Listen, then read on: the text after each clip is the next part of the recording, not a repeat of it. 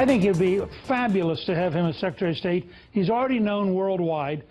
He is a great manager, and he would do a lot both to represent America, which is what we need, and to reform the State Department, which is what we need. So I'd be very enthusiastic if he picks Rudy to be Secretary of State. Former House Speaker and Trump supporter Newt Gingrich offering a ringing endorsement of Rudy Giuliani as the next Secretary of State. You may recall Newt was mentioned in contention for that position, but current reports indicate that the State Department job is now between Mr. Giuliani and former UN Ambassador John Bolton. To talk about all that's going on in this transition, we're pleased to be joined by the host of a noted TV and radio program, Ringside Politics, Jeff Crouere. Jeff, of course, served as co-chair of the Trump campaign down in Louisiana. He joins us from Cajun Country tonight. And from Newsmax Washington, the former chairman of the House Intelligence Committee, my old congressional colleague, Pete Hoekstra. Pete's also a Shillman Senior Fellow on the Investigative Project on Terrorism, and he's the author of the book, Architects of Disaster, The Destruction of Libya. Gentlemen, we thank you both. And let's begin with the construction of the Trump cabinet rather than the destruction of Libya. So, Pete, is Rudy the right choice for Secretary of State? I think Rudy would be a great choice. I think Speaker Gingrich would have been a great choice. John Bolton is a good choice. The nice thing is that Donald Trump actually has a number of good potential choices for Secretary of State, and that's what you want, and I think he's going to have that throughout his whole cabinet. Now, it is interesting, and Pete, let me stick with you for just a second. As Rudy is being considered for the State Department role, there is another former colleague of ours and a former Michigan colleague who followed in your footsteps, one-time intelligence chairman Mike Rogers, who was part of the Trump transition team on national security. Mike is out of that transition job. NBC is calling it, quote, a Stalinesque purge of people close to New Jersey Governor Chris Christie. Is this just more invective from a corporate media culture who didn't like the notion of Trump getting elected to begin with? It very well could be. Mike did a great job as chairman of the Intel Committee. He served Mr. Trump in the capacity of serving on the transition team. I'm not sure what happened in the last couple of days between Mike and the Trump campaign. Maybe nothing. Maybe Mike just decided that, hey, it was time to go back to the work that he does for another network and some of the other projects. You know, it's now time to move forward. I think, again, MSNBC and others may just be reading way too much in this. The bottom line is, as I talk to the Trump campaign, they're working pretty hard and pretty well together, just like they did through the campaign to get done what they needed to get done. They won a campaign. Now they've got to put together a government. Jeff, we have noted before that folks in Louisiana seem so politically attuned that you guys start counting votes in the crib, it would seem. So I'm going to bow to your political acumen and see what kind of vibe you're getting from this.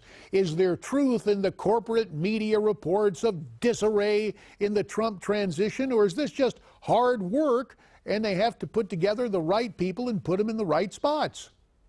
I think the latter, JD. I think the whole thing is a media sensation. They've got to make a story. Things are going so well. They've got to create a controversy. They're looking for something to criticize, and this is what they've come upon.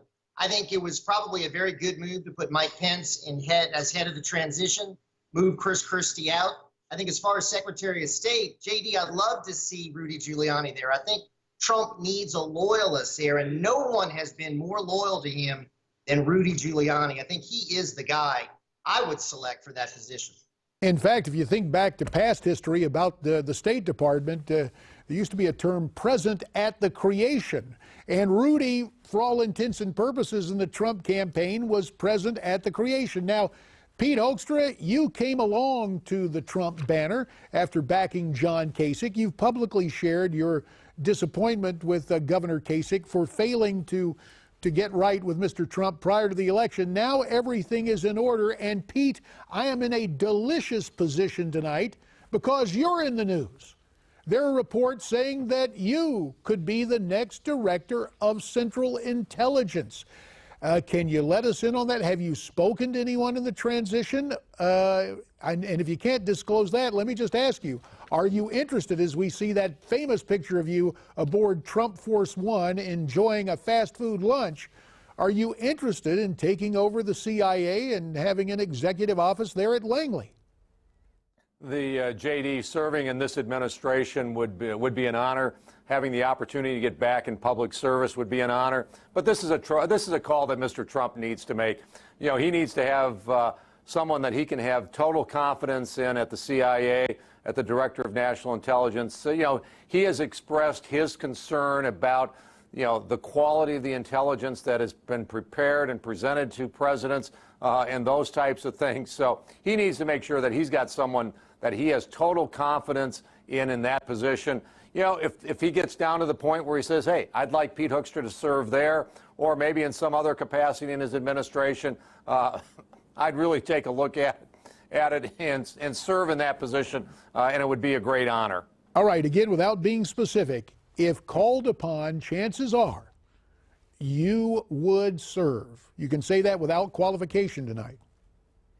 Yeah, absolutely. I've gotten to know Donald Trump over the last 3 months. You know, I really worked hard on his campaign, knowing him, knowing what he stands for, and knowing what he wants to get done in America. I would be thrilled to be part of, you know, the process of making America great again, both domestically and internationally.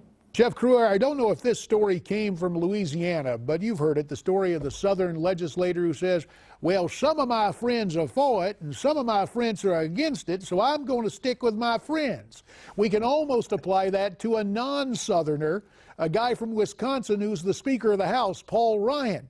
You know, before this election, what was that Paul said early on, quote, he just wasn't there yet.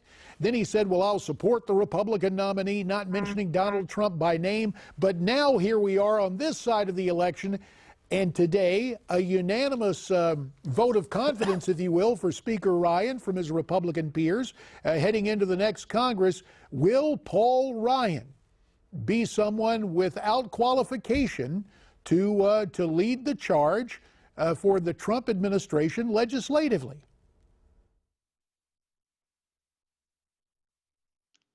Let me ask again, Jeff, I don't know if you can hear me. Let me ask again. Pete, you're there. We apologize any kind of mix-up. But, Pete, you and I are both men who've served in the House. Do you expect Paul Ryan now to move in sync, in tune, and to move Donald Trump's legislative agenda? I think clearly Paul Ryan is now totally on board. But I think Paul Ryan, as Speaker of the House, has two equities. Number one, to preserve the prerogatives of the House of Representatives, and the second, to as much as possible move Donald Trump's agenda through Congress, not necessarily, you know, giving him a blank check, but working with him to get the 218 votes that he needs in the House to pass his agenda and to get the 60 votes for most legislation that you need to get things through the Senate. So, yeah, I see a strong partnership evolving and developing, especially now with Reince Priebus as Chief of Staff. Paul and Reince Priebus are very, very good friends, and they've known each other a long time. Now I understand we very good, Jeff. It's good to have you back, long distance on the Skype line from Louisiana. Go ahead, sir. Let me just jump in and say he better come on board, because Donald Trump just won a mandate from the American people. It's not Paul Ryan's Republican Party. It's Donald Trump's Republican Party. He better come on board with the whole agenda. If he doesn't, there are going to be millions of grassroots conservatives out there. They're going to be very angry with him. He did not do a very good job supporting Trump. He was very, I think, weak. He really played to the media. I think he's on thin ice right now with a lot of conservatives out there. So he's on probation, if you ask me. And if he doesn't come through strong for the Trump agenda, I think there are going to be a lot of people calling for him to be removed. Jeff, one thing we can note, it sure isn't double secret probation. This is out in public, as you note that his credibility with a whole lot of conservatives and Trump supporters, well, let's say it's just not quite there. But we did see the Republicans in the House ratify his candidacy to remain as Speaker unanimously today. The official vote comes in the next Congress. Jeff Crouere tonight from Louisiana. And Pete Hoekstra tonight from Newsmax, Washington. Again, the title of Pete's book is Architects of Disaster, The Destruction of Libya. Gentlemen, to you both, thank you for offering your thoughts on the construction of a Trump cabinet and a Trump administration tonight. Now, still ahead, millennials had an impact on the election. When we return, a pastor who has had an impact on millennials and the famous among them. He's got a new book out, and we'll have that and more as Newsmax Prime continues from Miami to Los Angeles. Stay with us.